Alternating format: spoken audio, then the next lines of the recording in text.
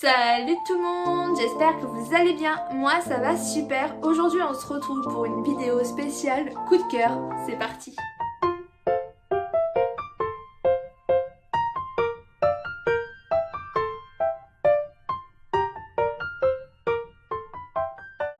Alors ça faisait un petit moment que j'avais pas tourné de vidéo coup de cœur, tout simplement parce que j'avais pas eu de réel coup de cœur en lecture depuis mon dernier coup de cœur, c'était moi quand je m'incarne en slime très clairement, et j'en ai pas eu vraiment de extraordinaire entre temps, à part ceux-là là, que je vais vous présenter. Donc je vais vous en présenter 6 qui sont vraiment des mangas où j'ai hâte d'avoir la suite très clairement.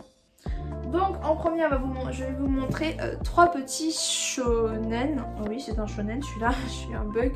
3 petits shonen. Donc c'est parti. En premier, chez Kazé, on va aller voir AQ, qui est vraiment un petit coup de cœur que... Comment dire, que j'ai découvert il n'y a pas si longtemps que ça, alors que vraiment t'es au 42e tome, man. J'y découvre que maintenant. En fait, j'ai découvert sur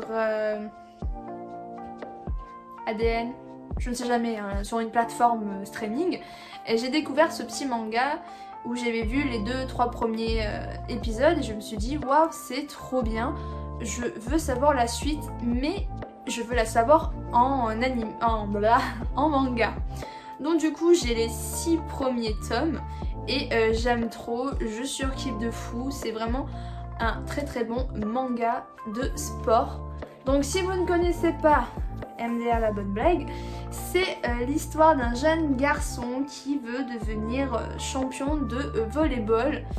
Il est petit de taille mais ça ne l'arrête pas, donc on va le voir s'inscrire dans un lycée spécial où il y a une équipe enfin de volley. Il pourra enfin créer sa propre équipe et détruire tout le monde, voilà, tout simplement. C'est trop bien, en plus de ça quand ils font des attaques c'est très bien mené, c'est vraiment une pépite de chez Pépite. Je surkiffe. Je suis pas fan de base des mangas de sport, je tiens vraiment à le dire, je suis pas du tout dans cette hype là. Je préfère les regarder en animé pour voir plus la fluidité du combat, etc. etc. Mais là, c'est vraiment un manga qui me donne beaucoup envie. Par exemple, dans les mangas de sport que je possède, j'ai Shield 21 que je n'ai pas lu. C'est juste dans le truc de j'adore cet animé donc je le voulais en manga. Mais sinon à côté j'avais Slam Dunk et je me suis rendu compte que je surkiffais plus en animé qu'en manga. C'est pour ça que je suis en train de les revendre tout simplement. Et AQ par contre j'ai vraiment la chance d'accrocher en manga et de surkiffer en manga et de voir que je ne me lasse pas en fait de ça parce que c'est pas stagne, c'est pas voilà, c'est tout le temps des remontées et en manga c'est très bien amené et bien dessiné. Ensuite de chez Glénat évidemment, après Dr Stone, j'ai un nouveau gros coup de cœur, énorme coup de cœur de chez Glénat, c'est Tokyo Revenger tout simplement. Je sais même plus si j'en ai déjà parlé dans mes vidéos coup de cœur, ça se trouve oui, parce que je le surkiffe, du coup je voulais en reparler. C'est vraiment un manga qui mérite cette audience. Je trouve ça encore dommage qu'il ne soit pas autant découvert par les, on va dire, les nouveaux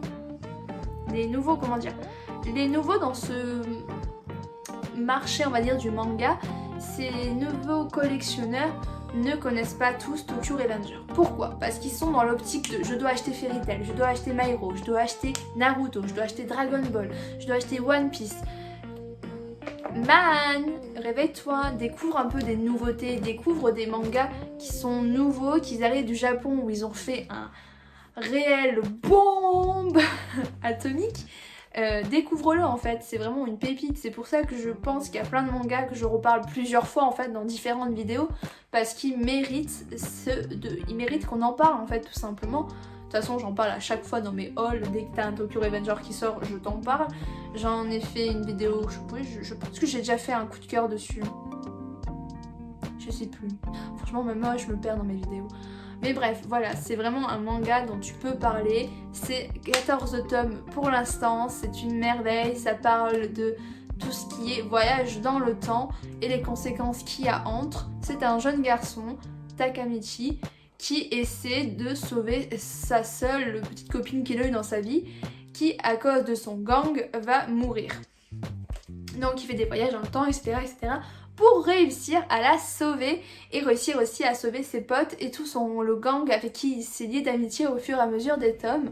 Donc c'est juste trop bien, t'as de la baston, t'as de l'humour, t'as de la nostalgie, t'as de la romance, du sentiment d'amitié, t'as tout dedans, tout.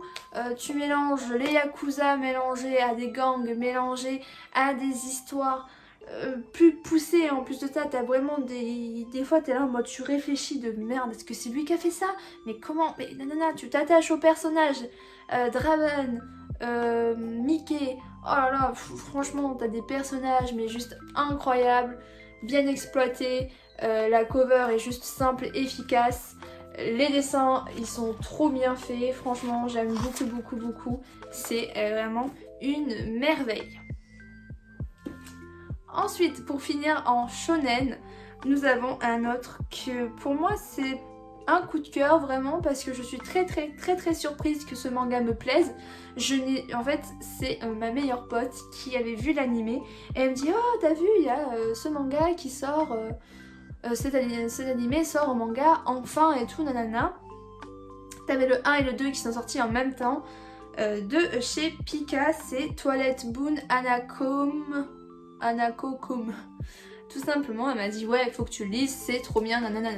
Je lui fais ok d'accord, je vais acheter et franchement c'est juste trop bien, c'est bien amené, c'est très drôle, j'adore les dessins, l'histoire est géniale. Donc c'est l'histoire d'une jeune fille qui est amoureuse tout le temps, genre c'est une fleur bleue la fille, et elle va du coup entendre une rumeur sur le 7e mystère de l'école qui est un jeune garçon qui exauce les vœux. Tout simplement. Elle va du coup se rendre au lieu, donc dans les toilettes des filles abandonnées, je ne sais plus quoi. Elle va dire Hanako es-tu là machin. Elle va se mettre à parler avec l'esprit pour réaliser son vœu qu'un mec l'aime. Et c'est de là où elle va devenir l'assistante de Hanako, le chef des 7 mystères de l'école. Et du coup on va découvrir chaque mystère, on va découvrir un petit peu qu'il y a voilà, certaines mauvaises personnes qui essaient de tout gâcher, qui créent de fausses rumeurs. On découvre, voilà, un peu spoil, mais on va dire on découvre un personnage clé de l'histoire sur le passé de Hanako. On s'attache facilement au personnage, donc la fille je l'adore, j'adore Hanako qui est juste là, voilà, franchement parfait. Les covers sont juste incroyables, les dessins sont juste trop mignons, trop parfaits, j'aime trop. Donc voilà, pour moi c'est un waouh, un buzz nucléaire de malade, c'est vraiment une pépito. Et pour l'instant tu as 4 tomes de sortie, le tome 5 qui sort en novembre. Ensuite on va passer maintenant dans les shoujo, donc de chez Soleil Manga. C'est une nouveauté de Saki Ekawa qui est une mangaka que je surkiffe. J'ai lu toutes ses œuvres, en gros ouais, grosso modo oui.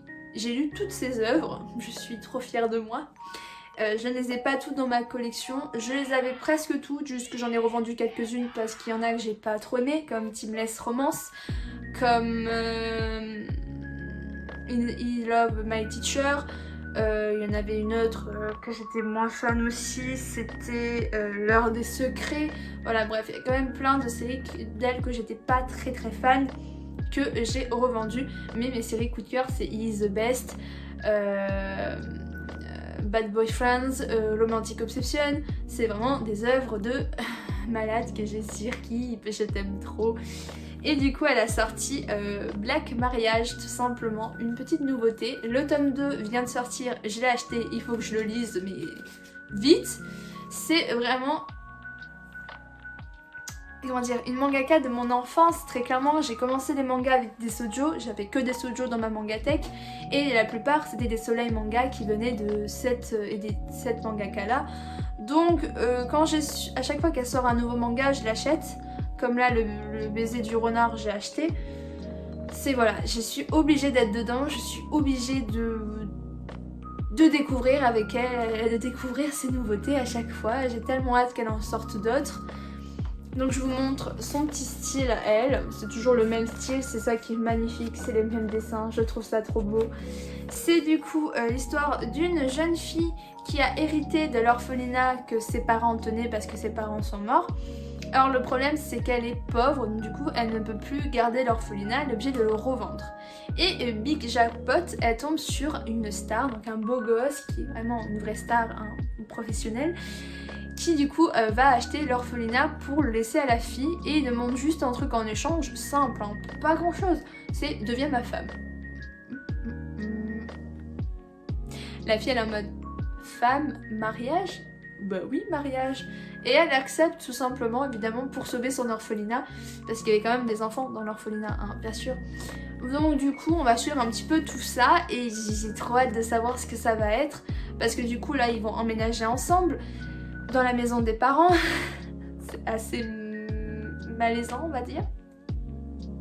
Mais bon, c'est vraiment, vraiment pas mal. Donc je vous le conseille, très clairement. Ensuite, on va parler d'une autre œuvre de chez Soleil Manga, d'une mangaka que j'aime beaucoup, qui a fait Teach Me Love. C'est Teach Me More, qui est en...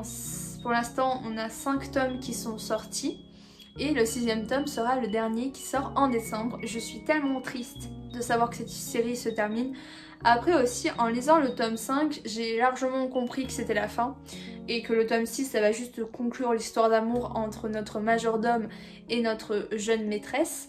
Mais sinon, voilà. C'est un manga tout mignon, tout beau, qui est un manga pour public averti. Hein. Si vous connaissez Teach Me Love, vous savez comment est la mangaka. Elle adore les scènes un petit peu hot. Voilà, c'est pour ça que je vais essayer de vous montrer des dessins normaux.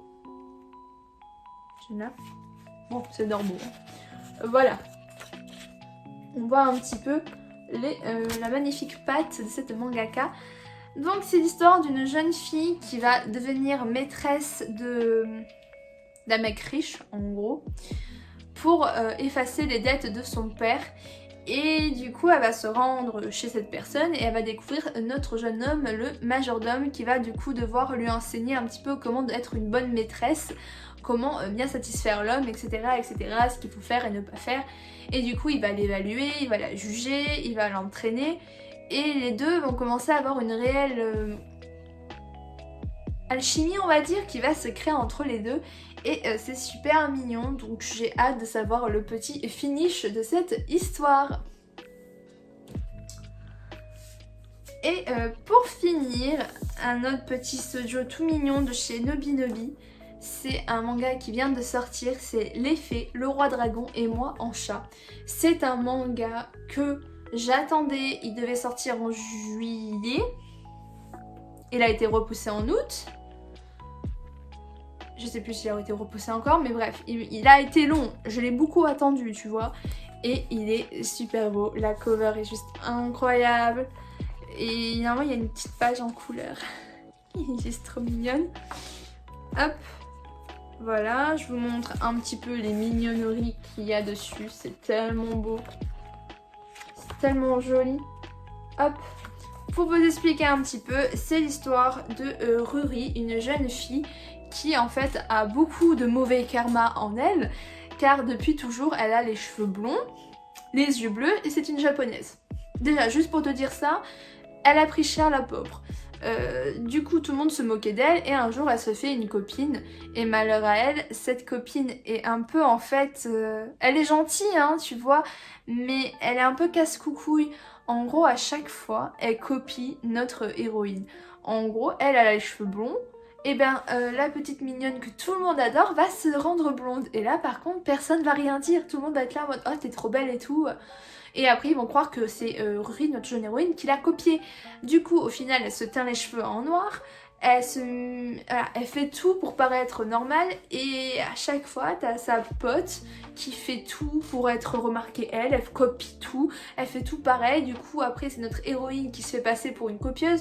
Bref, voilà, notre jeune héroïne en a un peu marre de cette situation et elle a qu'une envie, c'est d'aller dans un endroit où il n'y a plus sa pote en fait, parce que pour elle c'est même pas une pote, c'est un poids en fait, elle est juste chiante à faire tout pareil.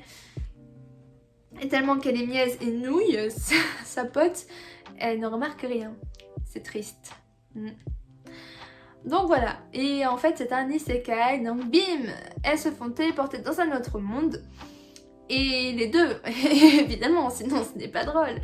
Et du coup ils sont en mode waouh, une jolie blonde et tout, envers la pote de notre héroïne évidemment, parce que notre héroïne maintenant est brune, parce qu'elle porte une perruque, parce que la teinture ça tient pas. Voilà. Et donc du coup ils sont là, oui, ah, vous êtes notre vénérée prêtresse ou je ne sais plus quoi. Et notre petite héroïne se fait traiter comme de la merde. Ils sont là en mode en train de lui dire, mais évidemment, hein, pas quand il y a sa pote, hein, ben non, tout seul. Ils sont en train de lui dire, oui, tu es banni parce que tu es néfaste envers notre prêtresse, tu es toujours collé à elle, tu es toujours là, tu vas comploter contre elle pour la tuer, machin et tout. Et elle était là, mais j'ai rien fait moi en fait, clairement j'ai rien fait, je m'en contrefiche. Du coup elle se fait bannir dans la forêt et elle est en mode waouh, je suis libre. Et du coup ça arrange un petit peu d'être loin de sa pote guignole en fait, tout simplement. Donc du coup elle va dans la forêt, elle rencontre une jeune dame, elle apprend que les fées l'apprécient beaucoup. Elle montre un petit peu, du coup elle fait tomber sa perruque, donc du coup elle devient blonde et tout le monde commence, en fait la dame commence à comprendre et elle-même que c'est peut-être elle la vraie prêtresse parce que c'est vraiment elle la vraie blonde. Voilà. Et après ça se finit du coup sur le fait qu'on va rencontrer le prince ou le roi des dragons, du royaume des dragons, qui rencontre notre jeune héroïne et il tombe amoureux d'elle, il la trouve trop belle et tout, et du coup elle se cache et elle découvre en fait un bracelet qui permet de la transformer en chat. Donc grâce à ça elle passe ni vue ni connue. Donc vraiment c'est assez marrant et j'ai hâte d'avoir le tome 2 qui sort je ne sais plus quand. Fin du mois ou en novembre, je ne sais plus. Je crois même que c'est en novembre. Mais je suis triste parce que c'est tellement bien. Oui, c'est en novembre qui sort, en début novembre il me semble. Donc vraiment j'ai hâte d'avoir la suite parce que c'est une pépite, mais pépito. Voilà, donc j'espère que ces petits coups de cœur vous auront plu. Moi j'adore, j'espère que vous me direz en commentaire si vous en connaissez ou si vous allez en acheter quelques-uns, pourquoi pas. Et je vous dis à la prochaine et surtout n'hésitez pas à vous abonner à ma chaîne si c'est pas déjà fait. Allez, bye!